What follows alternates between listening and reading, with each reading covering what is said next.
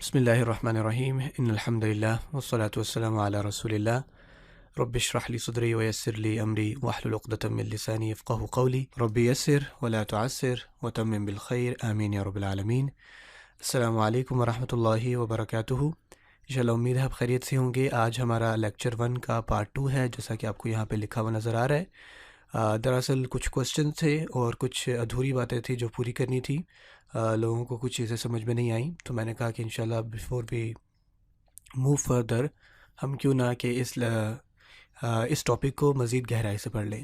تو میں اس کو جلدی سے انشاءاللہ ایک دفعہ ریوائز کرواتا ہوں، اور جو لاسٹ ہوم ورک میں نے آپ کو دیا تھا اس کو حل کرتے ہیں، اور کچھ مزید باتیں جو میں نے آپ سے کہنی انشاءاللہ ان کو کرتے ہیں۔ سب سے پہلے میں نے آپ کو بتایا تھا کہ عربی میں مفرد کیا ہوتے ہیں، ٹھیک ہے۔ مفرد آپ کو پتہ ہے کہ کوئی بھی اسم، کوئی بھی لفظ، اسم جیسے میں کہتا ہوں کتاب، ٹھیک ہے، فعل میں کہتا ہوں لیٹ سے کتبہ یعنی اس نے لکھا، حرف میں کہتا ہوں لیٹ سے فی۔ تو اگر کتاب، کتبہ، فی اگر کسی بھی جملے میں استعمال نہیں ہوئے، ٹھیک ہے، یا کسی کے ساتھ اٹیچ نہیں ہے، جیسے میں کہتا ہوں کتاب میں لیٹ سے، اگر آپ دیکھیں کتاب میں تو یہ اب دو ڈیفرنٹ ورڈز ایک ساتھ ہیں، ٹھیک ہے۔ ایک ہے کتاب، میں کہوں گا یہ ایک مفرد ہے، اور میں یہ ایک مفرد ہے، ٹھیک ہے نا۔ مفرد اور مفرد جب ملتے ہیں تو وہ مرکب بناتے ہیں، ٹھیک ہے۔ اور مرکب کیا ہوتا ہے؟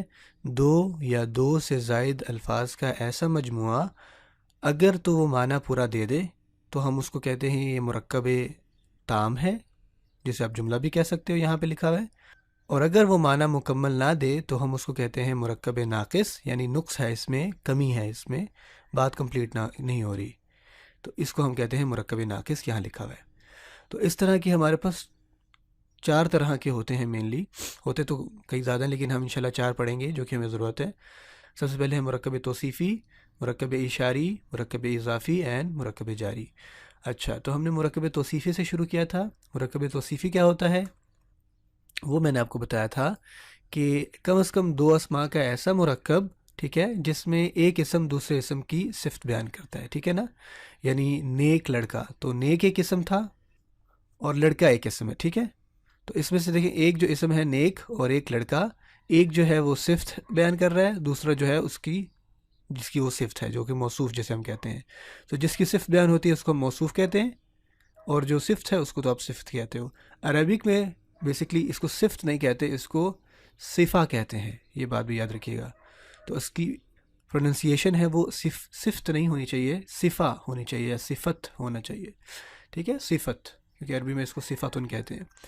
اچھا، اب ایک بات اب میں نے یہ کہی تھی کہ اردو اور انگلش میں نا صفت جو ہے وہ پہلے آتی ہے، جیسے نیک لڑکا، خوبصورت بچہ، تیز گاڑی، ٹھیک ہے نا۔ اور انگلش میں اگر آپ کہیں تو پائس بوائے، بیوٹیفل بیبی، فاسٹ کار۔ لیکن عربک میں یہ اپوزٹ ہوتا ہے۔ عربک میں پہلے آپ موصوف کو لے کے آتے ہیں جس کی اپنی صفت بیان کرنی ہے، اور پھر صفت۔ یعنی اگر آپ کا کوئی فرینڈ ہے نا عرب، تو آپ اس کو پروبیبلی سنیں گے وہ کہے گا کار بیوٹیفل، ٹھیک ہے نا، کیونکہ عربی میں پہلے موصوف آتا ہے۔ وہ آپ کو یہ کہتا ہوا نہیں ملے گا کہ بیوٹیفل بیبی، وہ کہے گا بیبی بیوٹیفل، بیبی بیوٹیفل، ٹھیک ہے۔ تو اس کی وجہ بیسکلی یہ ہے کیونکہ عربی میں صفت جو ہے وہ بعد میں آتی ہے، ٹھیک ہے، اور موصوف پہلے آتا ہے۔ جیسے اب یہاں پہ نیک لڑکا ہے، اس کو پھر ہم نے حل کیا تھا کہ ہم نے یوزلی الف لام ڈالنا ہے، حتیٰ کہ اگر یہاں ترجمے میں نا کوئی یا ایک نہ آ رہا ہو، جیسے میں اگر میں کہتا کوئی نیک لڑکا یا ایک نیک لڑکا، تو پھر یہ نکرہ ہوتا، پھر میں سمپلی کہتا ولدن صالح۔ اچھا، دوسری بات آپ نے یاد رکھنی ہے کہ جو صفت اور موصوف ہے نا، میں آپ کو آسان طریقے سے بتاتا ہوں۔ یہاں دیکھیے، میں کہتا ہوں مسجدن، مسجدن کبیرن، یہ آپ انشاءاللہ فوراً سمجھ جائیں گے۔ ہوتا یہ ہے کہ اب دیکھیں مسجدن، اس میں آپ نے پہچانا ہے صفت کیا اور موصوف کیا ہے۔ تو مسجدن آپ کہیں گے موصوف ہے کیونکہ مسجد کی صفت آ رہی ہے نا، اور اس کی صفت کیا ہے؟ کبیرن، یہ با ہے، یعنی بڑی مسجد، ا بگ مسجد۔ اب دیکھیں یہاں پہ الف لام میں نے نہیں ڈالا، تو اس کا میں ترجمہ کروں گا ایک بڑی مسجد۔ اب ایک جو ہے نا وہ یہ شو کر رہا ہے کہ یہ کوئی بھی ایک مسجد تھی، کوئی خاص نہیں ہے۔ یا میں کہہ دیتا ہوں کوئی بڑی مسجد۔ اور ایک اور چیز بھی دیکھیں، اردو میں بڑی جو ہے وہ پہلے آ رہا ہے کہ نہیں، یعنی اردو میں صفت پہلے آتی ہے۔ اگر انگلش میں ہوتا نا تو میں کہتا بگ مسجد، دیکھ رہے ہیں آپ، اردو اور انگلش میں جو صفت ہے وہ پہلے آ رہی ہے بڑی، لیکن عربی میں دیکھیں کبیر بعد میں آ رہا ہے.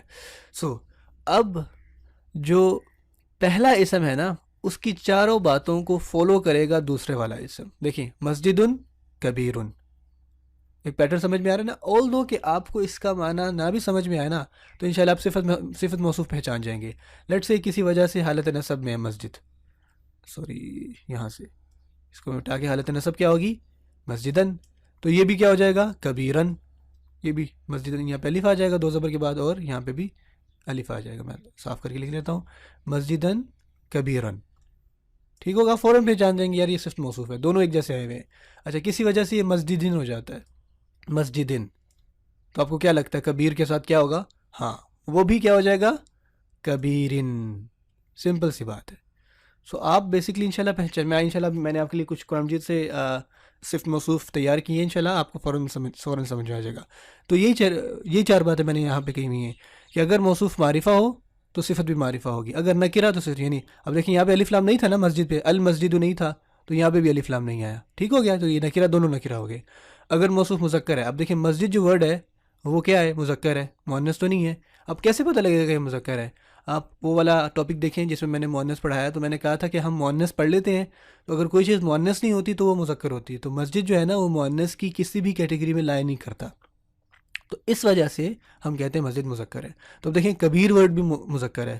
کبیر کیسے مذکر ہے کہ اگر یہ کبیراتن ہوتا یعنی تائے تانیث آ جاتی اس کے ساتھ تو پھر یہ تائے مربوطہ جس کو ہم نے پڑھا ہے نا کبیراتن اس طرح سے، تو پھر یہ بیسکلی ہو جاتی مؤنث. لیکن نہیں، یہ بالکل اس کو فالو کر رہی ہے مسجد کبیرن.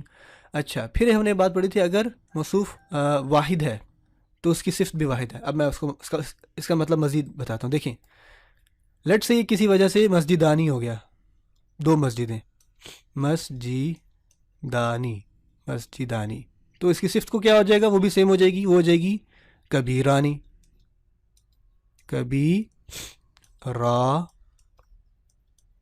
دیکھیں اب تو صفت سیم اسی طرح گئی، مسجدانی کبیرانی. اگر مثنیٰ میں بھی ہوں گے نا آپ پہچان جائیں گے، دو لفظ ایک ساتھ ایک جیسی ساؤنڈ کر رہے ہیں.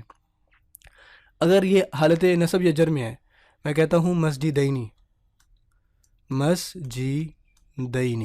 تو یہ کیا ہو جائے گا کبیرینی.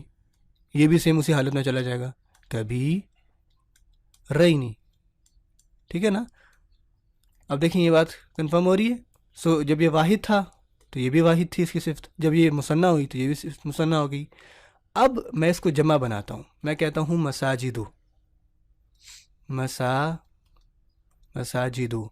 تو اب آپ کہیں گے اچھا یہ جمع بن گئی تو کبیر کی جمع جو ہے وہ کبائر آنی چاہیے، ٹھیک ہے نا، کبائر بڑے کو کہتے ہیں. لیکن ایسا نہیں ہوتا. ہوتا کیا ہے، اب آپ نے یہ بات بہت دھیان سے سنی، میں نے لاسٹ میں کہا تھا تو میں اب اس کی وضاحت کر رہا ہوں. غیر عاقل کو نا، اب دیکھیں عاقل اور غیر عاقل بھی میں نے بتایا تھا، میں اس کو ریوائز کر دیتا ہوں. عربی میں جو عاقل ورڈ ہے نا وہ تین ہی ہے. یعنی عاقل کی کیٹیگری میں انسان عاقل ہوتے ہیں، ٹھیک ہے، اور جنات عاقل ہوتے ہیں، اور فرشتے، بس. ٹھیک ہو گیا، یہ تین عاقل ہیں. باقی جتنی بھی چیزیں غیر عاقل ہیں، چاہے وہ جانور ہی کیوں نہ، جانور عربک میں غیر عاقل ہیں، ٹھیک ہے نا، عقل رکھنے والے اور عقل نہ رکھنے والے. تو جانور ہیں، پلانٹس، جو بھی آپ کو سمجھ میں آ رہا ہے نا، تو بس یہ تین چیزیں انسان جنات فرشتے جو ہیں وہ عاقل ہیں. اس کے علاوہ جو بھی ہے نا وہ غیر عاقل ہے. اب دیکھیں مسجد عاقل ہے یا غیر عاقل؟ تو آپ دیکھیں گے مسجد کسی انسان کا نام نہیں ہے، کسی جن کا نام نہیں ہے، نہ ہی فرشتہ، تو یہ غیر عاقل ہے. اور غیر عاقل کی جمع، اب یہ گولڈن بات آپ نے لکھنی ہے، سب سے آسان انشاءاللہ بات. اللہ تعالیٰ مجھے توفیق دے کہ میں اپنی بات کو مزید واضح کر سکوں. غیر عاقل کی جمع واحد مؤنث کی طرح لیٹ سے میں کہتا ہوں ٹریٹ ہوتی ہے.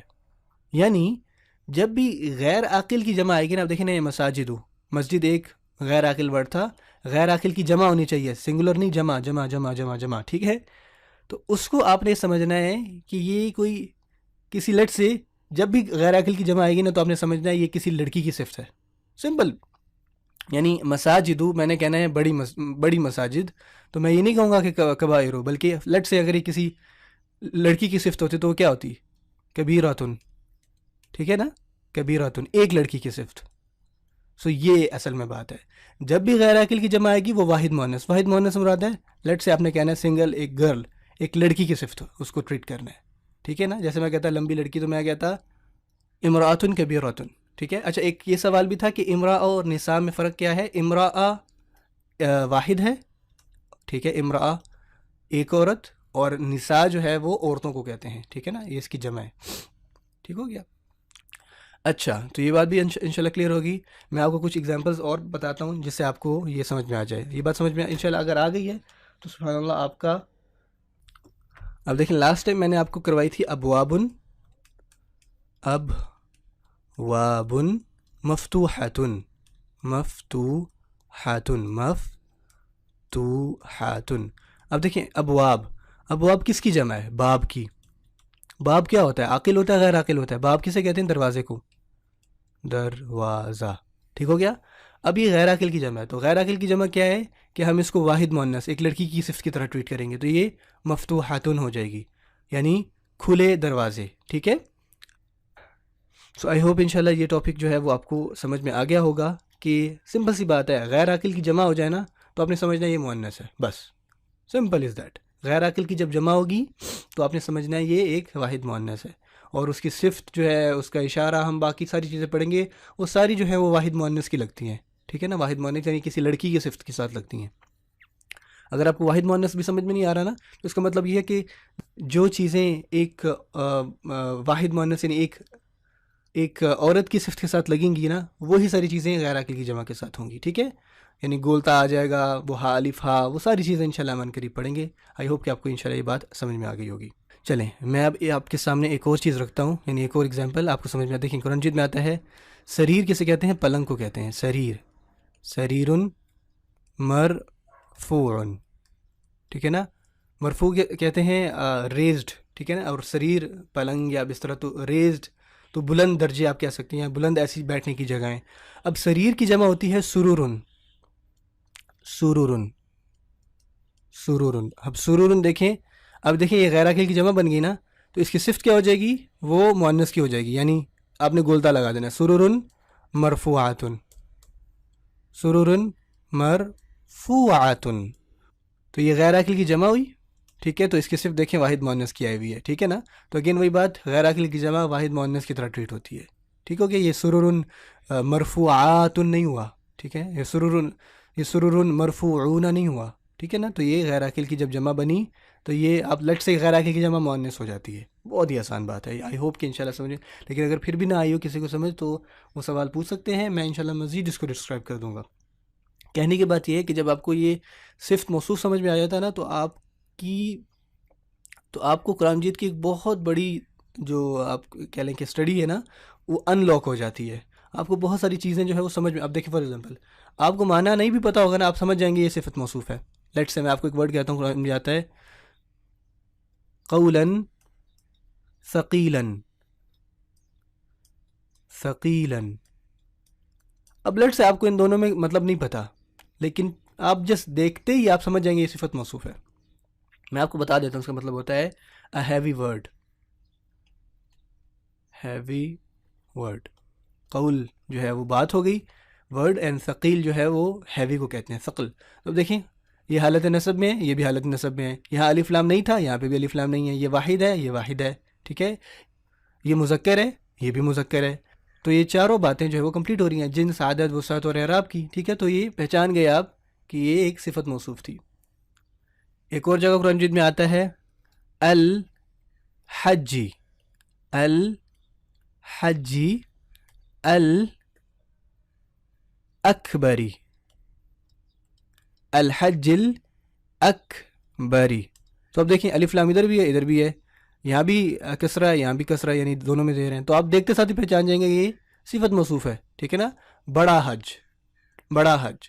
اچھا ایک اور جگہ اللہ تعالیٰ قرآن مجید میں کہتے ہیں فیہما عینانی, عینانی تجریانی. دیکھیں اب آپ کو مطلب نہیں بھی پتا نا تو آپ سمجھ جائیں گے یہ صفت موصوف تھی. اس کا مطلب ہوتا ہے کہ ان دونوں میں کیا ہوں گے؟ بہتے چشمے, تجریان جاری رہنے والے چشمے, عینانی دو جاری رہنے والے چشمے. اس طرح عینانی نضاختانی, آپ کو پتہ ہے سورہ رحمان آپ پڑھیں تو آپ کو بہت سارے انشاءاللہ جو ہے وہ صفت موصوف ملیں گے. سورۃ الغاشیہ میں آتا ہے فی جناتن، فی جناتن عالیتن، عالیتن. دیکھیں دونوں حالت جر میں ہیں، دونوں مؤنث ہیں. یہاں بھی گولتا تھا، یہاں بھی گولتا ہے، ٹھیک ہے نا. عالیتن الف لام نہیں ہے، الف لام نہیں ہے، تو یہ ایک صفت یعنی بلند باغ میں، بلند جنت میں، فی جنت عالیہ. اچھا ایک اور میں آپ کو صفت موصوف دکھاتا ہوں. یہ آتا ہے نارن، اسی صورت میں نارن حامیتن، حامیتن. اب دیکھیں، اب آپ کہیں گے دیکھیں الف لام یہاں نہیں ہے، یہاں بھی نہیں ہے، یہ بات تو کنفرم ہو رہی ہے. حالت نصب میں ہے، حالت نصب میں ہے، یہ بات بھی کنفرم ہو رہی ہے. یہ واحد ہے، ٹھیک ہے نا، یعنی ایک ہی ہے، اور یہ بھی ایک ہی ہے، یہ بات بھی کنفرم ہو رہی ہے. لیکن یہ مذکر لگ رہا ہے اور یہ مؤنث لگ رہا ہے، ٹھیک ہے نا. نار کے ساتھ تو کوئی گول تا نہیں لگی ہوئی. لیکن اگر آپ اپنا مؤنث کا ٹاپک یاد کریں تو میں نے آپ کو کہا تھا سیمائی مؤنث میں آگ کے نام کیا ہوتے ہیں؟ آگ کے نام مؤنث ہوتے ہیں. تو آگ کسے کہتے ہیں؟ نار کسے کہتے ہیں؟ جہنم. یعنی آگ کا ایک نام ہے، تو وچ مینس کہ یہ مؤنث ہے، سیمائی مؤنث. اس کو گولتا وغیرہ کی ضرورت نہیں ہے، یہ سنا سنایا مؤنث تھا. تو دیکھیں اس کی صفت کیا لگی ہوئی ہے؟ گولتا کے ساتھ لگی ہوئی ہے. تو یہ بات بھی کنفرم ہو رہی ہے کہ دیکھیں یہ چاروں باتوں سے ایک دوسرے کے فالو ہو رہی باتیں. سو دس از صفت موصوف. آئی ہوپ کہ انشاءاللہ آپ کو یہ ٹاپک سمجھ میں آ گیا.